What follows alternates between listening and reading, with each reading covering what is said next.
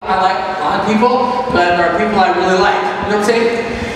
Like I really like Shannon, and I kind of like Leah. And so those kind of things, you know, where you know what I'm talking about? And so I'm just kind of wired today. Just got some good friends I haven't seen for a while over here. That's awfully cool. And I've had a great week. Some of you know I got sick. I threw my back out. That was just last Sunday. And then moved my son and lost my grandkids. Had a reunion. Had 2 weddings. And man, I'm a little bit wired, so I just want to let you know I'm geled. And so I get energetic, and some people, if you're an introvert, if you're around people, it sucks, you know, energy out of you. I get around people, especially people I really like, it infuses caffeine right into my blood and stuff like that. So to tell you how it's like this is my wife. I was at a wedding yesterday. I was exhausted. It was hot. It was outdoors. I was just pretty much empty. And this is my wife's message to me that I get at this wedding. Not to be a bummer, honey, but I just want to remind you of, and she lists all these things I have to do before this morning. And you usually, okay, and then she goes, it was an early morning, and I was up around 5 yesterday and 5 today. I know your people button will kick in at the reception, you won't want to leave. Because that's how I am, you know, I'm exhausted, and people, you know, it's like, be dead! Okay, for me it's people. So I've had a great week. It's been a good summer. I want to remind you a couple things. If RiverTree is your home, awesome. We're really glad that you're here. But we want to remind you, the hardest time most churches have in giving, you know, in budget, is in the summer. And so we kind of need a couple of big offerings. If you're a millionaire and you want to write a check, we'll take your money because we love you. And that's the kind of people we are. But just want to remind you, even if you're not here, you know, we have PayPal and all that kind of stuff. We take plastic, we'll take your firstborn, your car, whatever. Just want to remind you, and summer's weird for us because we have a lot of bills. And this is Kyle here in the blue, does our finances, and I love the fact it doesn't stress him out when we're tight, which is every week. Where's it going? Oh, we just have a lot of bills that come due for some reason in June and July. Like we have these contractual issues when we're doing songs, and we have to pay to have that license and this license and taxes and insurances. Everything just comes due, and so just want to remind you.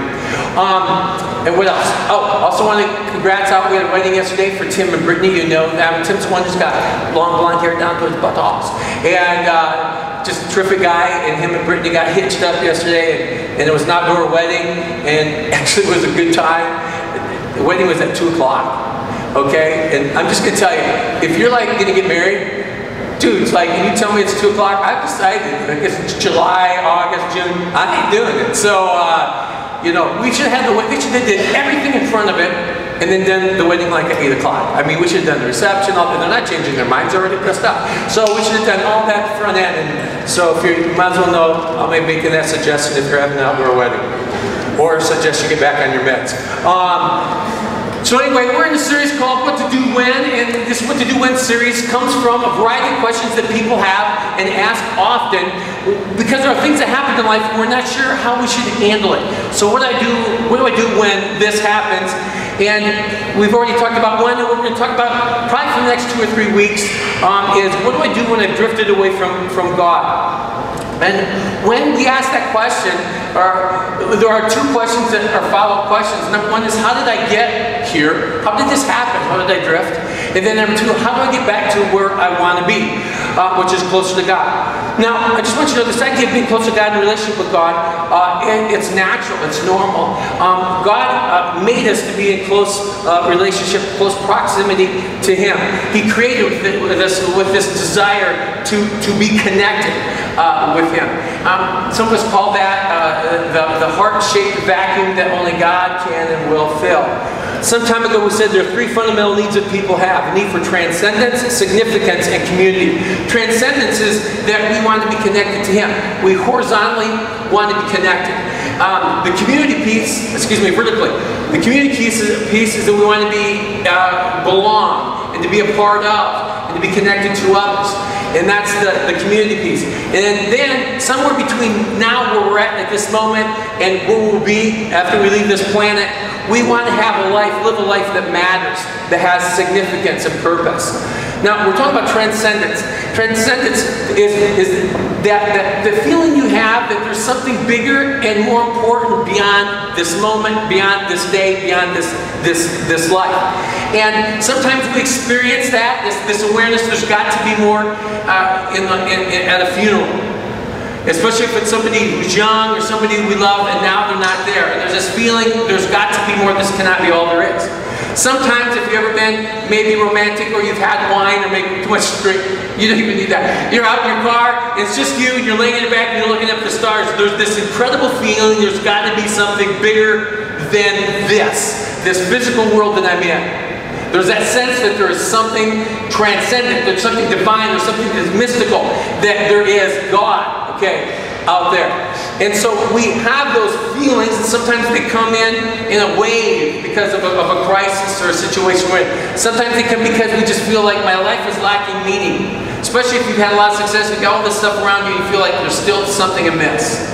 So we have this desire to experience transcendence, to be in a relationship with God. But it's not just being in a relationship with God. I think for those of us who follow for Christ for any length of period at all, we want a relationship with Jesus that's real, that's authentic, that's fresh, that adds a meaningful experiential dimension of our lives. Now what we're going to see as we talk about this for the next couple weeks is this, and I want to say this right up front so you catch this. Our relationship with Jesus is like any other relationship that we have. There is this relational dynamic that should be in this relationship with God, with Jesus, that is not merely intellectual assent. That is, I'm not talking about just an awareness, there's something out there. If you've been through AA or any drug or alcohol, there's this, what they call the greater power. Okay, I'm not talking about that. To me, that's kind of, all right? Sorry, if you're going through it, you need that. That there's something out there besides me that I can rely on that can help me through addiction. So I don't want to minimize that. I'll be a little bit more specific. I'm not just saying there's awareness that there is a God, that there's got to be something. It's just not this intellectual awareness. It's not just knowledge. It's not just a belief that God exists. I'm talking beyond that. In fact, I want you to know, just believing that there is a God is not enough. James 2:19 says this, a very interesting verse. James says this, you believe there is one God, good, but even the demons believe and tremble for fear of that. They tremble. So I want you to catch this. The reason I say that verse is, it said the demons, who, okay, just track with me here. Okay, we believe there's God, there's Satan. Some of you are going, ooh. That there's angels, there's demons. We believe there's a spiritual world out there. If you walk with Christ, you believe and pretty much accept that. All right? You might say, I don't believe that exists. Oh, really? You ever been, if you're a father and you were there when your child was born, try to tell me at that juncture that you do not think there is God. That there's not something good and supernatural that's amazing about that. When you look at that child, you go, oh my gosh, that's us. Okay? We together come together and created something that didn't exist before because we came together because hopefully of love, and we're married, and we're committed to each other, and now we have this us thing. I'm so glad most of my kids got more of her than me. But there's this us thing, okay? There's that dynamic. And it's a holy moment. All right? And then you hear about the tragedy in Newtown, Connecticut, where some kid guns down 5- and 6-year-old children, and you're going to tell me, no, I don't believe in evil? Because even secular society, in the wake of that, said that was what? Evil. So we have that awareness, all right? So if that exists, demons are real. Demons believe there is a God. There's only one God. But it does nothing for their eternal state, for their character. They don't go, oh, I need to change sides here. Okay, that doesn't happen. So it's got to be more than just pure knowledge and intellectual assent. In Matthew 7, Jesus wants to get this point across to his disciples. 6, 7, and 8 are 3 chapters in the New Testament in that book called the Upper Room Discourse, where Jesus with his disciples giving them a last teaching because he knows what's coming and they do not. Am I talking too fast? I'm kind of what? Okay, too much coffee, I love Starbucks. Okay, so in Matthew 7, there's this loaded text that we cannot give enough time and attention to this morning, but he's trying to drive this point home, and this is what he says. It'll be on the screen. Jesus says, many will say to me on that day, what's that day? When you stand before him on the other side. Lord, Lord, did we not prophesy in your name? And in your name drive out demons, which is really ironic. I wish we could get into that. And in your name perform many miracles. And then Jesus says in verse 23, then I will tell them plainly, I never knew you. Let me build on that. They knew him, he didn't know them. So how does that work? This is how it works. Pretty much everybody here knows a guy that we know as Tom Osborne, T.O. Now, if you're like me, you respect Tom, you know Tom, you follow his career, you miss those glory days, all that kind of stuff, but you know T.O. And you know who he is. If he walked in, immediate face recognition. You might be able to tell him, I know your wife, or I know your children. You might be able to tell the name of his wife, his name of his children. You might be able to get into a dialogue, a conversation in a small group of people and tell a lot about Tom, where he grew up and where he went to school. And you know, when he became head coach, he was teaching junior high Sunday school at St. Martin Methodist Church. Okay, you might be able to throw all that kind of stuff out. You might be able to tell his games, his highs, his lows, his career. Do you see what I'm saying? So you can tell history. You can tell information. But I'm going to say and take a guess, but probably for 99.9% of us, we can go up and say, hi, Tom, but he's not going to address us by name. I've actually had a couple conversations with Tom, okay? Okay? We have people that we know in common. But Tom is not going to say, hi, Greg, good morning. He's not going to say that. He's going to say, how's Yvonne? How's that new grandbaby of yours? How was your day? How'd the wedding go? You're getting over your cold. All that. He's not going to, how was your coffee at Starbucks? Because I saw you posted that on Facebook today. He's not going to say that to me. But I can call him Tom. And I can tell stuff about him. But he doesn't. It's possible to be a theologian and know all about God but not know God. And that's what Jesus is saying. You can know about me and not know me. We understand that in human relationships. We understand that in the human dynamic. And that's what Jesus is trying to say. It's true in the spiritual dynamic as well. And, I mean, don't miss the point there. The key is there are people who know about Jesus and they do things for Jesus, good things, big things, but they don't know Jesus. So I just want you to know that. It's true. I met a guy who was a pastor for 6 years before he became a Christ follower. You go, how does that work? It happens more than you know. So you can know about Jesus, you can understand Christmas, the resurrection, the 33 years, and the 30 years of silence, the 3 years of ministry. You can know the whole story. I grew up in the church. There was a time in my life where I could do pretty good in Bible trivia and do well at the Jesus Pop Quiz, but I didn't know Jesus. So you get that dynamic. So I want you to know that there's a difference here. So when I talk about knowing Christ and wanting to be closer to Christ, I'm talking about a relational dynamic. Because all of us have people who are a familiar face or maybe acquaintance, and then we have those people who know us, they know our heart. We know them well. It's this issue of being known and to know. Our relationship with Jesus is like any other relationships. And one of the keys to understanding how you move out of this drift is to understand that. And all relationships must be maintained. That's how it works. And some of you have ever had a good friend and they move away and you lose touch and then you lose each other. I was telling a gal who was at this wedding the other day. She lives in Longmont, Colorado, which is between Denver and Colorado Springs. Beautiful little community. And I said, I've been there 2 or 3 times. In fact, I had a friend who lived there. What's his name? I couldn't remember. I did. I met this guy on the plane. We connected. And I said, I'm bringing a youth group to Denver. He goes, well, I just live about 15 miles south of Denver. I said, cool. And he goes, and I said, we're going to go to Colorado Springs, then we're going to go to Buena Vista, He goes, hey, where are you staying? I said, we'll find a place. He goes, stay at my house. I got 30 youth group kids coming with me. That's okay, I've got a big house. And so we spent 3 days at this guy's house, had a great time. And then a month later, I said, hey, I'm going to be in the Black Hills. He goes, hey, we always wanted to vacation in Black Hills. I said, join us. He brought his whole family, and for a week they camped out. I can't tell you his first name. And that's what happens in relationships. When you drift apart and you lose contact. If it happens in a relationship on this level, it can happen in a relationship on that level. Now, I want to give you something here that's profound. Some of you might want to write this down because it's so deep. And here it is. A relationship, where's my PowerPoint? You threw me through a loop. There it is. A relationship is relational. Now, you might really want to take a minute to think about that. Wow, Greg, that's heavy. My whole life has been changed. So, a relationship is relational. Let me explain that. Where's Keith? Where'd he go? Hey, he's back there. Keith's engaged, he's going to marry a sweet little gal right beside them, and they marry, all right? And so, if I ask Keith to tell me about Mary, Okay, he's a big lug, he needs to throw the shot, he's a man's man, okay, works for the railroad, or more power, those kind of things. But the bottom line is, the guy gets sappy and soupy when he talks about Mary. Alright?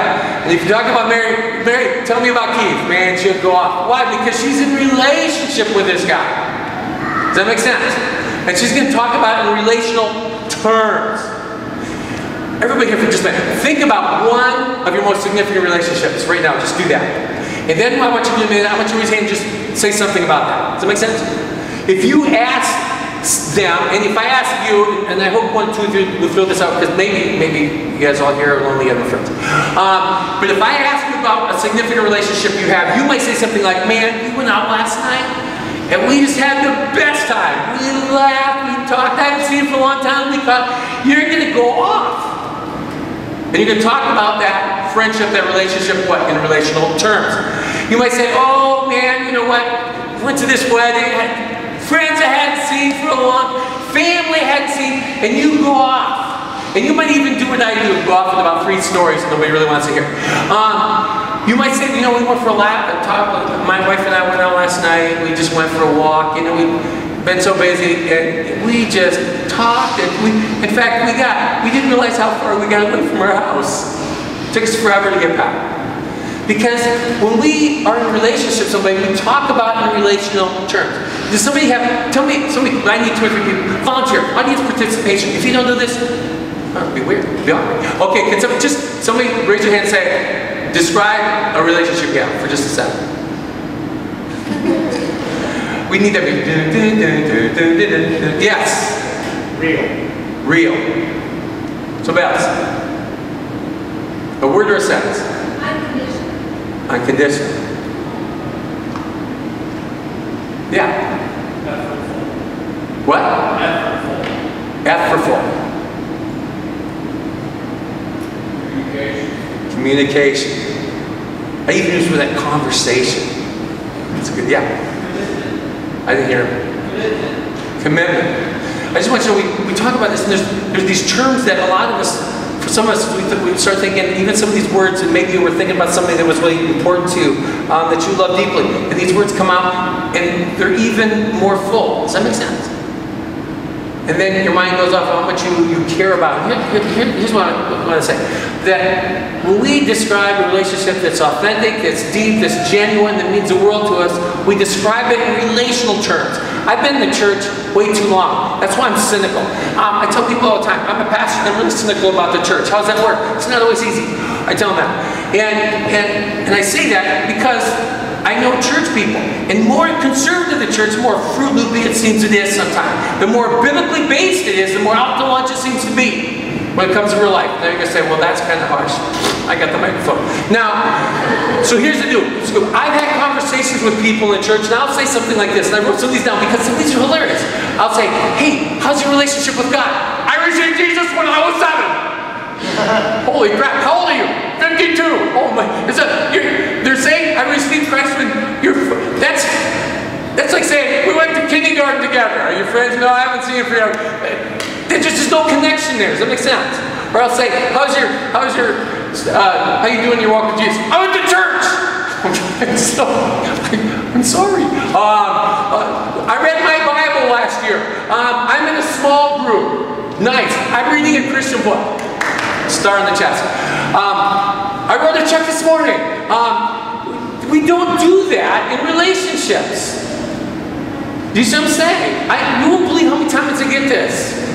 These kind of answers. And it might be true, but you know, again, if I ask you about your spouse and your wife, let's say, guys, I'm just telling you, you might get in trouble. If I say, hey, how's your relationship with your wife? We went out a month ago. I bought her a dress. I gave her a Christmas present. I reminded her of a man who went to counseling. And the wife said, counseling. The counselor said, what's the problem? You know what? He hasn't told me that he has loved me for years. The counselor said, is that true? And he said, told her I loved her when I got married. I haven't changed my mind. That doesn't, by the way, that doesn't breed romance. It doesn't do anything there, okay? And so it's just crazy. We went on a trip once. We had vacation. We talk about relationship in relational terms. And I just want you to ask yourself, if a relationship with Jesus is like every other relationship we have in life, is it relational? It's a really important question. Every relationship has this dynamic that's really weird. Either relationship is growing or it's sliding. Does that make sense? Either your heart is growing warmer towards them or you're stepping away. It's not like neutral. It's not like parking your car and that's where it stays. In your relationship with God, either your heart's growing more tender towards God or it's growing colder towards God.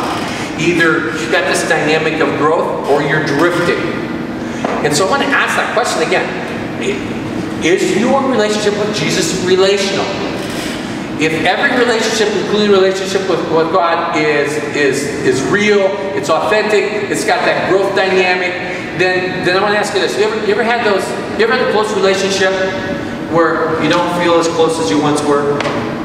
My good friends Ian and Scott are sitting over here with their problem child. And let's all pray for Sam. You can do that when you got the microphone. But anyway, we were talking at the wedding, we were talking about some marriage situations because they do our premarital counseling. And we were just talking about that dynamic, that even in a marriage you have seasons. Alright? I was telling somebody at the wedding yesterday, I've said this before, that the reason my relationship with my wife worked so well for the first 20 years is because we both love the same man. Now, we just celebrated a 35th wedding anniversary. I still love the same man. She just says she's not sure of that. Okay, she still loves the same man. But you go through these relationships, these dynamics where you get busy, you get distracted, and you have this what we would call a gradual drift. And you got to keep. It's not. You got to. If you're going to bring it back together, you got to work at it. Dang, that's hard. It is hard work. And again, that's how this human dynamic, and it's true with God. In a relationship with a friend or with a spouse or with God, we have those sometimes when those feelings aren't there. And sometimes we pretend that's not true. And we hope they'll go away. And I want you to know, if you have those feelings, not only with God, but in a relationship, don't ignore those feelings. That's the exact wrong thing to do. When you're experiencing that kind of feeling, especially here, I want you to know this, in this relationship with God, here's the first thing you got to do. The first step you got to do, you got to admit they're there and they're real. Alright? Hebrews 2:1 says this. It's crucial that we keep a firm grip on what we've heard so that we don't drift off. So we don't drift off. We're going to hit more on that theme verse over the next couple of weeks. All of us, and again, I'm just saying this, I don't know where you're in your spiritual journey, and RiverTree is very, very sensitive to the fact that there are people here in different places spiritually. Some are kind of wading in, and they're just checking this Jesus thing out, want to see if it's real, see if it's something that they would be interested in. We totally respect that. Some of us here, we've drifted away, or we got beat up at the church, or beat up by life, and then we stepped away for a while, and now we're coming back. And then some of us here, we've been walking with God for a long time. And I just want to say this, that all of us here, whether or not you walk with Christ or not, the bottom line is we've all known people who walk really close to Jesus for a while and then they just seem to drift off. Or we might say the word fall away. Or it's not as important to them anymore. That should do a couple of things, first of all. First of all, some of us have been there. Just so you know, be real with you. I'm the preacher. I don't know what that means, but because I think when I say I'm the pastor, somebody say I have the microphone, this is a source of power in the church.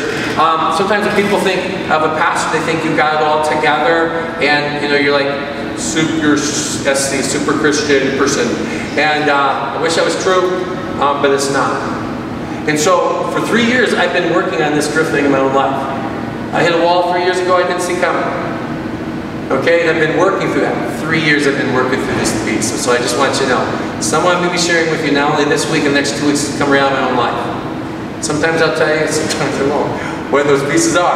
But the bottom line is there's that tendency to drift. So I want you to know, you know what I've really learned in this whole process? I'm really thankful for grace and that God loves me for free. He's committed to me, His love for me is unconditional, it's about grace and it's not about me. For by grace you saved through faith, it is not of yourselves, it's a gift of God, it's not of yourselves. Okay, lest any man should boast. I'm really thankful it's about grace.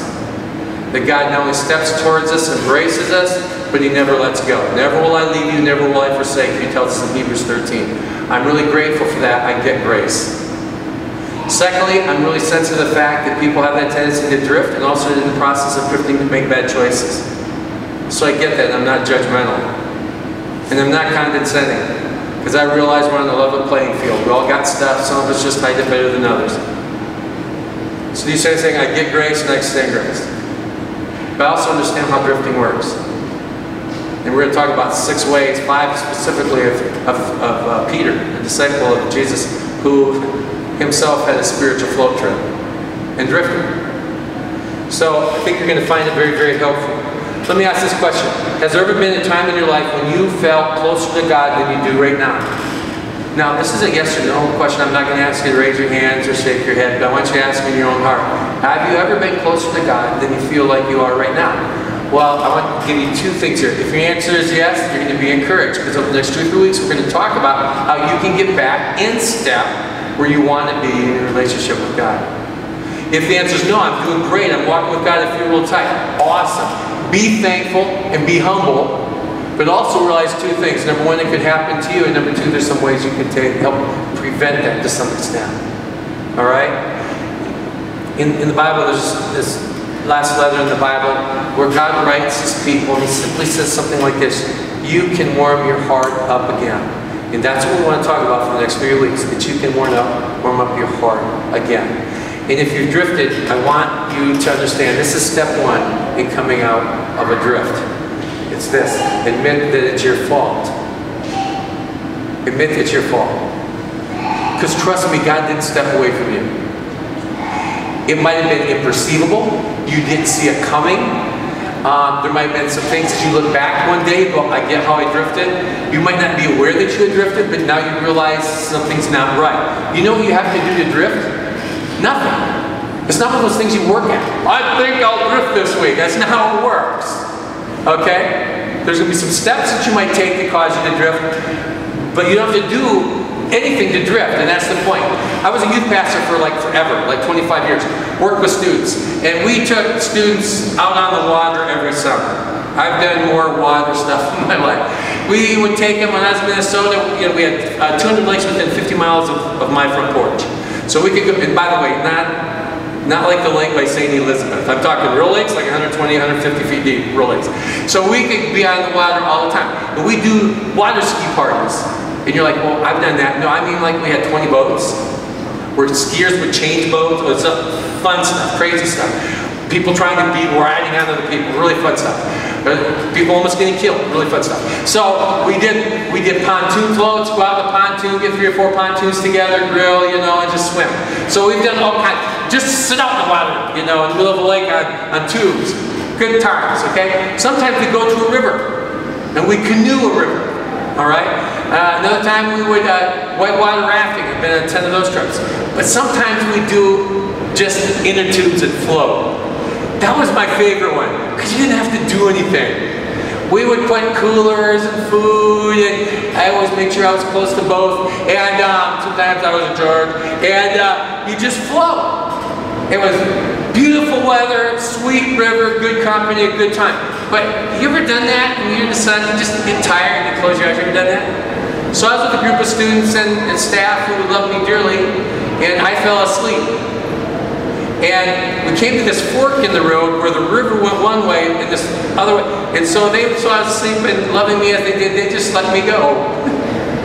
And I don't know how much time passed, I just know that all of a sudden it got quiet and still. Eerily quiet and eerily still. And then there was this smell. Now, if you've ever been on a river and you float into a dead area, you know what I'm talking about. And then there was this weird stuff on my feet.